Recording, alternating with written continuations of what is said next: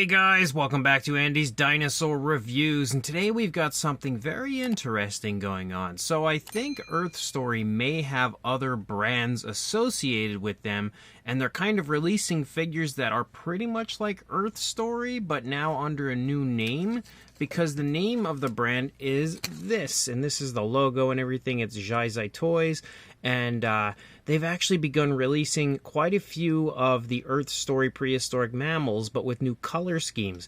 Now, I don't know if it is just some company bootlegging Earth Story, or if it's Earth Story themselves releasing these figures under a different name, because we actually have some new figures in the line, one of which is the one that you see here. This is a Brontornis, and that's actually pretty interesting because I've never seen anyone release this species before. So pretty exciting to actually have one now, the very first one to enter my collection, and it overall is not a half bad looking figure. They did a pretty good job on it. You know, some areas could have been improved a little bit, like the feather detail probably could have been a little bit higher quality. It doesn't really look super highly detailed, but it's definitely a striking figure, and the color scheme they've chosen really makes this figure pop. So if we bring it in nice and close, you start here in the head sculpt. You can see the head sculpt does look pretty good. There is actually some nice fine detail in the beak, which you can see here as the light kind of hits it. You can really see like the slight texturing that we have going on in the beak.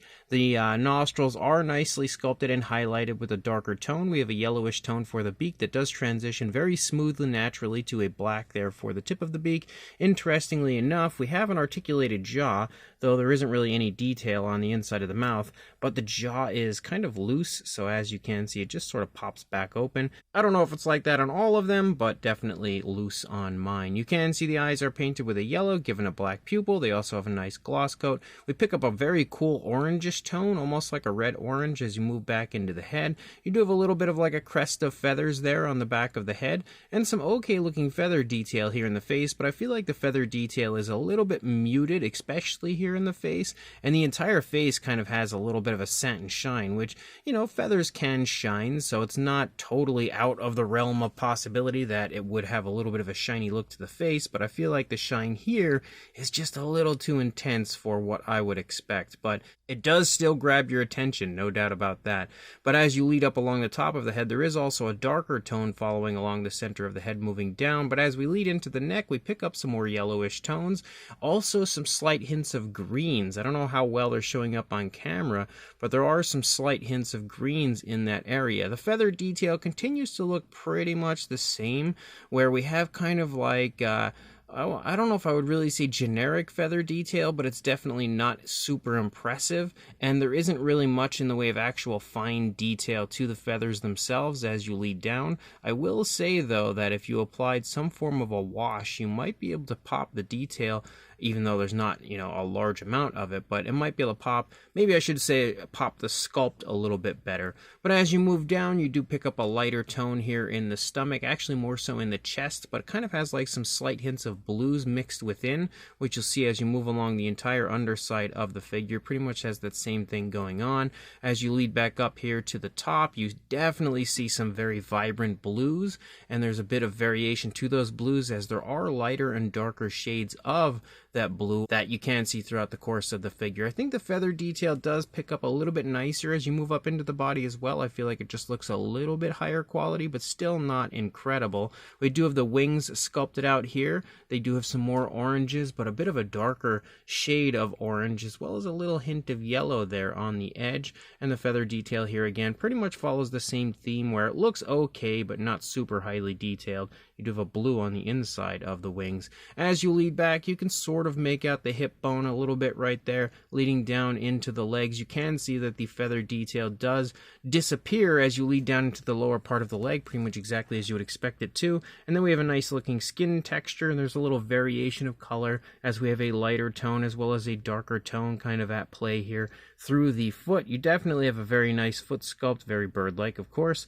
and then you've got the claws sculpted out. A little bit sloppy as far as the paintwork, but at least they are painted, and we do have dew claws, which are also painted. Again, just a little bit sloppy, though. And then you move up here into the back of our Brontornis, and you can see, again, we still have more of those really nice bluish tones. Again, more darker and lighter shades of it, but we lead out into the tail feathers, and here's where the detail definitely picks up, because you can see, even though, again, it's not incredible, as you get close, you can see it's pretty much just like the same uniform design moving down through the tail feathers. It does have a very striking look and some really vibrant tones of greens, oranges, and yellows out here on the tail, definitely giving this thing a very tropical look, no doubt about that, and really making the tail feathers pop. And obviously you can see there's quite a bit going on when it comes to those tail feathers, and they do look really good.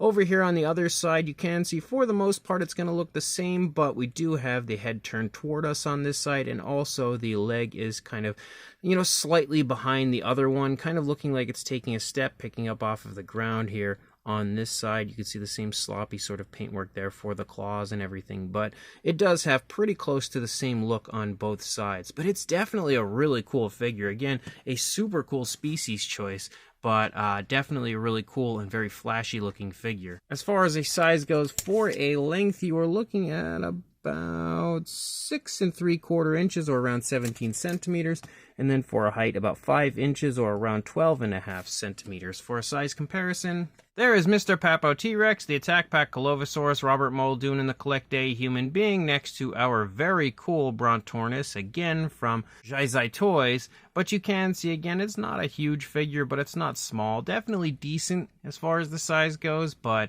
it is absolutely not going to blow your mind when it comes to how large it is. It's a pretty standard size range for this type of figure. Now, unfortunately, when it comes to this species, I have no other figures of it, but when it comes to similar style species, for the most part, I can really only think of like the Diatryma, which is obviously what we have here. The Bullyland version, you can very clearly see is a lot smaller. There's also like that old, I think it was like the Marks version, which would be super small in comparison. And then there's also the Safari LTD Gastornis, but I don't know if I have that figure anymore. I know I used to, but I've recently gone through my tote of Safari LTD stuff, and I can't seem to find it anywhere, so I'm not really sure whatever happened to that one, which is unfortunate. I'm going to have to grab another because I really remember enjoying that figure. But that one as well is definitely smaller than our Brontornis, and if I can locate it, I will do a comparison with it. But again, I don't really have very many similar type figures. I guess I could probably go into like other species like Kellenkin and stuff like that and Forest Rockets, but like those are going to be a lot bigger. So I'm going to try to find some figures that are of a similar size to try to give you a feel for this one. So here is a Mattel Velociraptor, which you can see is just a little bit shorter, but of a very similar size. If we bring in the Safari LTD Tyrannus, though, you can see that the Brontornis really outsizes that figure. And clearly, the different eras of prehistoric species mean nothing here because we're jumping all over the place, but here we have the Collect Day Deluxe Dimetrodon, which is also quite a bit smaller, at least as far as height goes. We've also got the TNG Woolly Mammoth, which you can see is pretty similar in size. The recently released Mojo Fun Carnotaurus, which is a bit smaller. And even the Schleich Diabloceratops, because I know that is a fairly popular figure, showing you that, again, quite a bit smaller. So this brand new Jie Zhi Toys Brontornis figure is pretty cool. It's definitely not a masterpiece. It's not something that's going to win any awards or anything this year, but it is a pretty cool looking figure, very interesting color scheme for it, and a very cool species choice that I did not have prior to this release, so that's very cool. At first, I wasn't even sure what species it was. I was assuming a Gastornis, but I wasn't positive because on the original listing, I actually purchased this on AliExpress, and it was, for some reason, not really labeled on there. I forget what they called it. It was some kind of goofy name that they usually have for their, like, thundering bird or something. They always have the craziest names on AliExpress for stuff, so they never really gave the species a title, so I was under the assumption it was a Gastornis, but then the listing popped up on Amazon, so you can now buy it there as well. It's a little bit, I think, more expensive on Amazon, but you can buy it there regardless, and it's listed as a Brontornis there. So I think that confirms what species it's meant to be, which is pretty cool. And again, they definitely did a really good job on the overall visual of this. It's very striking, really grabs your attention, especially when it comes to the vibrant colors. They did a pretty good job of giving you something that is bright and memorable and would really stand out in your collection. Sculpt wise, it's nice, but the fine detail isn't incredible. It just looks okay, but the tail feathers look pretty good. The overall pose is nothing amazing. It's just a fairly nice natural pose, kind of looking like it's sort of standing, surveying the area slightly. And also, again, it does have an articulated jaw, but the jaw is so loose it doesn't really work too well, unfortunately. But either way, I would absolutely recommend grabbing it because, again, it's the only one that I know out as far as this figure goes for this species. It's the only one I know of, so that's a plus. But also, again, it's just a really striking figure that doesn't cost a whole lot of money to get in your hands. I think it's like $12.99 on Amazon. I forget what it was on AliExpress, but I think it was like $8-9, something like that on there. So I'll include listings to both of those areas where you can purchase it, grab it if you want it, and like, comment, and subscribe, and I will see you in the next review. Thanks for watching.